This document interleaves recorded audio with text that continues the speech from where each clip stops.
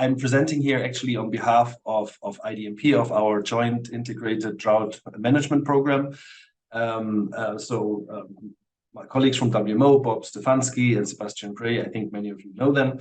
And yeah, today I would like to focus on the capacity development for integrated drought management, the needs and what we are currently doing, what is missing from our perspective, and so on. Yeah, I just want to set the scene at the beginning. I think most of you know about this very well in regard of drought, what we are facing in the future.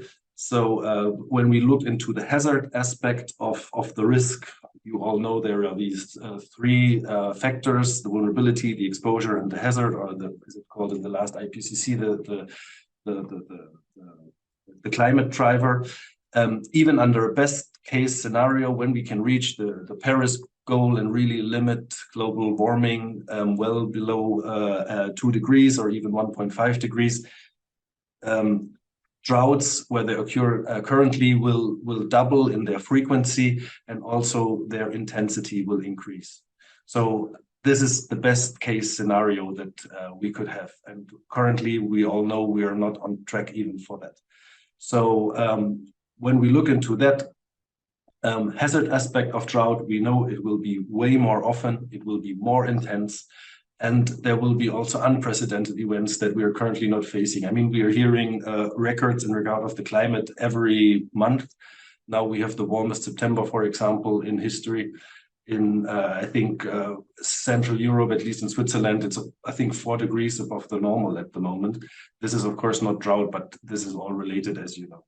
So, and we will face this in the future. This is just the beginning. Often we hear this is the new normal. It's not the new normal. The new normal will come in a couple of years, perhaps decades. And until then, also droughts will become more severe. And this is just one aspect of the risk. Of course, also our vulnerability is increasing due to many aspects of global change. When you look into political stability in the developing world, increasing poverty in many parts of the world, also driven by other aspects of climate change. And also the exposure is, of course, increasing in our developing world. We are getting more and more vulnerable or exposed towards droughts because we are more and more depending on water. So yeah, this is just the backdrop. I think you are all aware of it, but I think it's good to remind all of us about that, because this also drives, of course, the need for increased capacity in drought management. And yeah, where do we currently stand? When we look into the news, we still have the impression that we are still in this old mode, be it floods, be it droughts, that we are just unexpectedly experiencing these hazards without any preparedness.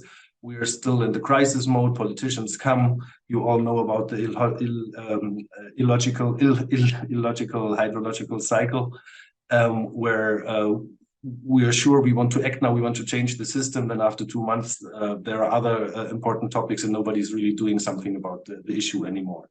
And this is the paradigm that we are trying to shift. And I think with quite some success in many countries, from this crisis management to risk management.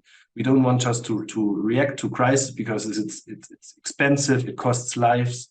It's just treating the symptoms. So the next time a crisis like a hazard like drought will come, we'll face the same impacts all over again.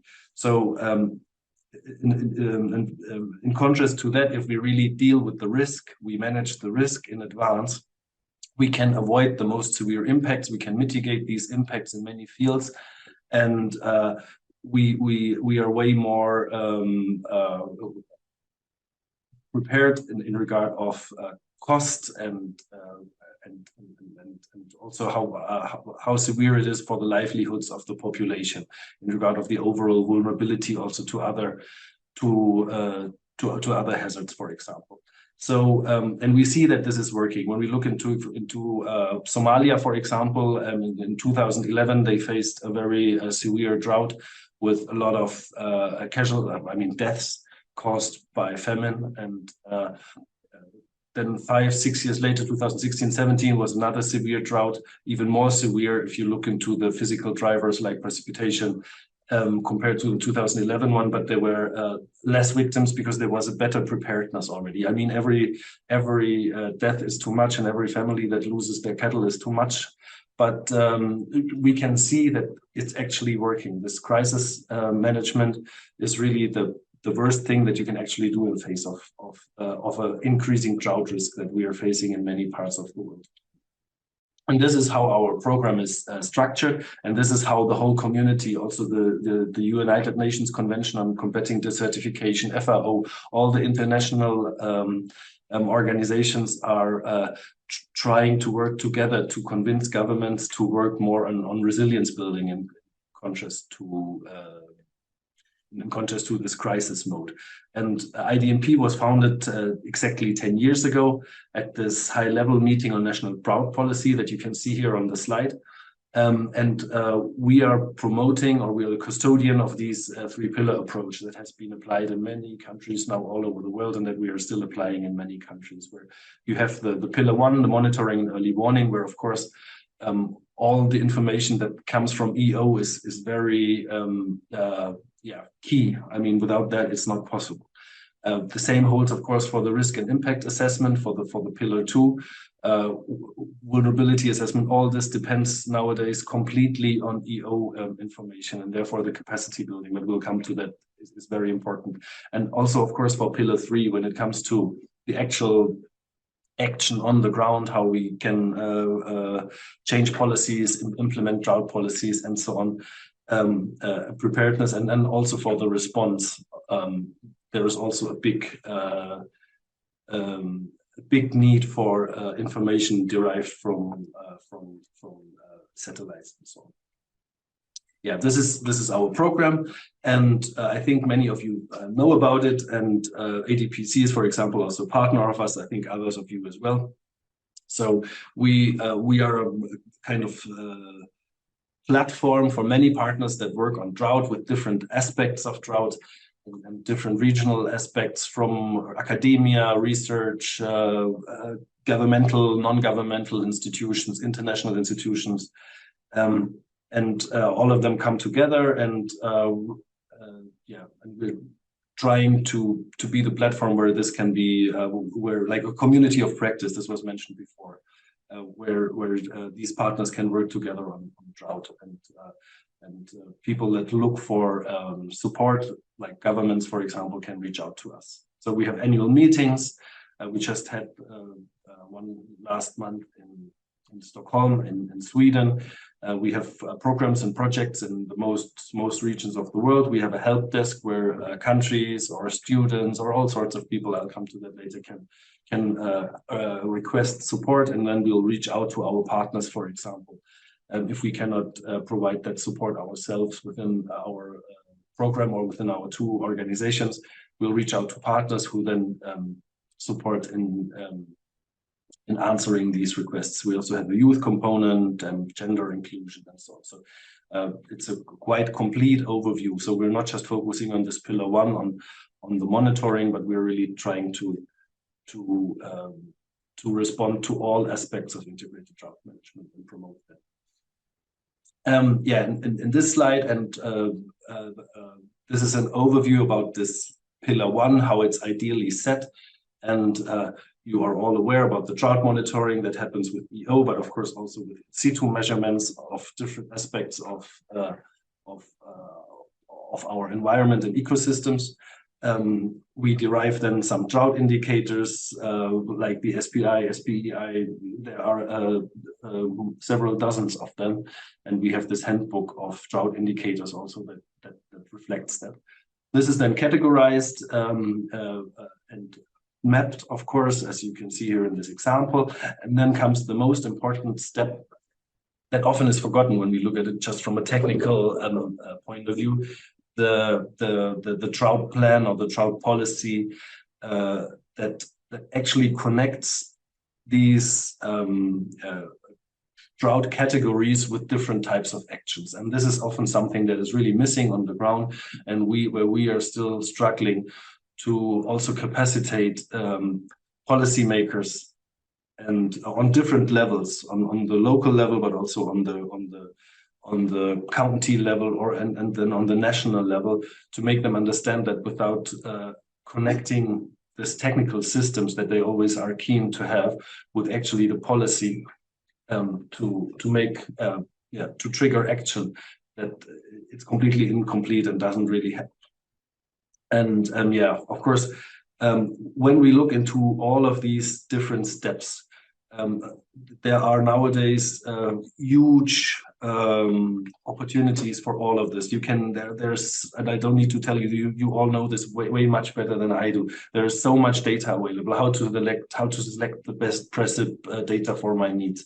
How to really know how to interpolate missing data gaps. All of these different steps need, of course, a lot of expertise nowadays, and we see that this is missing. Even though there is a specialist on this regard, there is something else missing. So this broad kind of capacity along all of these areas is very important, and not just for on this technical level, as I just mentioned. For us, what we experience as well is also the people that actually take the decision maker and the policy makers. They need to have at least fundamental basic knowledge on how these technical systems work, to understand, to implement them in a way that really makes sense. Because often you show them a kind of fancy platform with nice EO data, and they think that's already the answer. It's not, because you need to get that information into a system where it can really support the decision making. And this is something that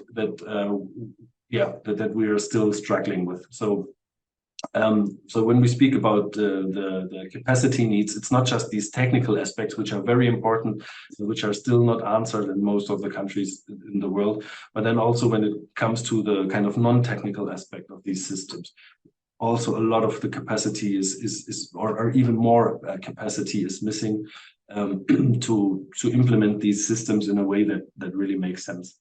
And then something that is really also at the heart of our programs is this idea of the whole of society approach, that we don't just do this on the governmental level. We bring in the usual suspects, and then we design a system that is actually then not fit for purpose, because we don't target the most vulnerable, that are usually hit first and foremost by droughts, like poor or migrants and so on. They are never at the table when such systems are designed.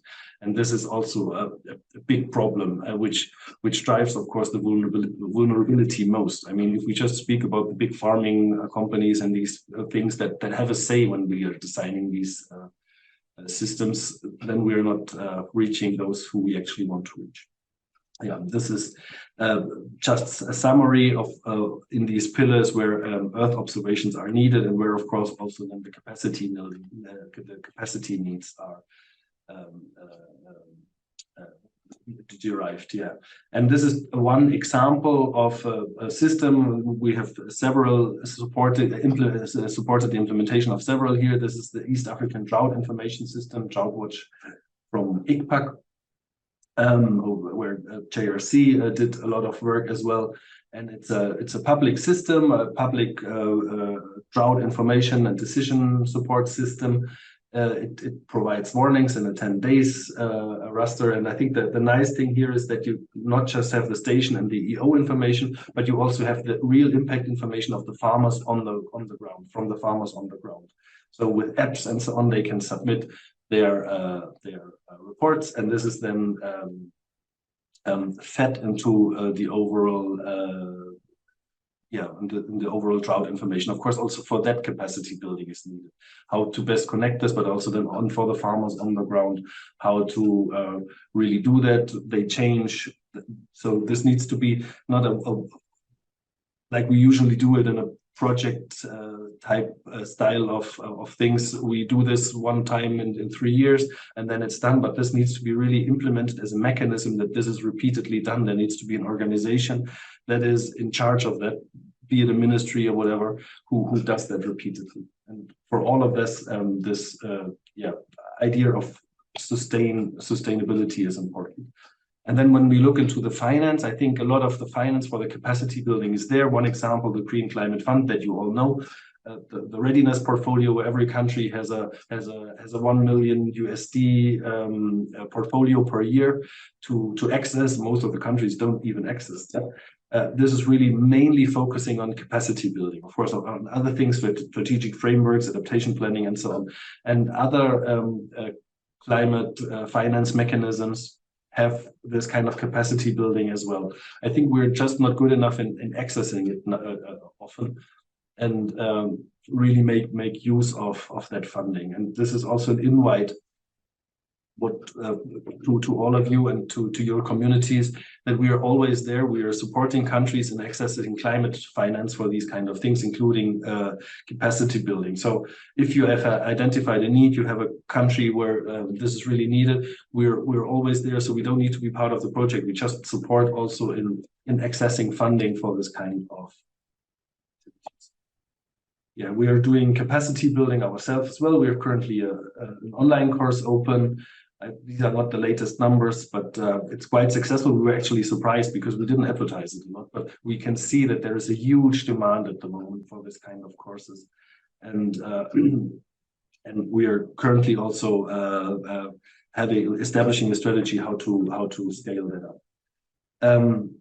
Then when we speak about community of practice, for us also something important, because it goes beyond this training or workshop idea and is a more this mentor idea. We have this community of practice now of IDMP, and you're all of course invited to join. I'm also happy to share this later in the chat. I think also a very important aspect that we don't just have trainings for a week or even just one day or online and then it's done, but that there is a continuous kind of mentorship. And that brings me then already to my last slide. If I would summarize what are the lessons learned and the gaps that we mainly face when we look into the practical aspect of integrated drought management, that there is a need for flexible approaches. Different actors have different types of needs. So people on the ground somewhere in a country in the developing world, they cannot travel, they don't have the funding, so it needs to be online. But then if you have, for example, a specific project, the training also needs to be easily tailored for an on-site training. And this kind of modular, flexible system is often missing. Like for example, we have now this one online training, and we are trying to it first started for West Africa, then we made it a global training. Now we are trying to make it also face-to-face training, so we can really use it in a flexible way. This is one of the lessons that we are learned and that we're currently working on. Then what I already mentioned several times, that it's not just a one-time exercise, but this really needs opportunity to follow up for participants, that they can get guidance and mentorship beyond that courses. It's important to really make sure who we address, and that this course is, or this training is then fit for purpose. Is it the policymakers that I mentioned? Is it really the technical level? Is it focusing just on a specific aspect? And this needs to be made quite clear and not too broad in that sense. Yeah, time constraint of participants, I think is very obvious. When I look into the gaps, I think there is still a main platform missing. You have courses here at FAO, we are giving something, but there is still a kind of access point missing. UNCCD is now building something up, a community of learning and knowledge, and we are hoping that this will be the platform and we can move our things there as well. There is a coordination missing amongst parties. We're trying to set up websites where we can then link also to other offers, and I hope that this will be the future, that all these things are way better connected, and that people that are not looking finding what they're looking for on a certain address, for example with us, that they can find it somewhere else. And yeah, this relates also to my last point here. There is very little information about existing opportunities, and I hope that your new Drought group can also answer to that. And with that, I'll just want to invite you to visit our website and perhaps look a little bit more deeper into that. And there are also links to everything that I just mentioned. So with that, I would like to close and give it back to you, Martina. Thanks a lot again.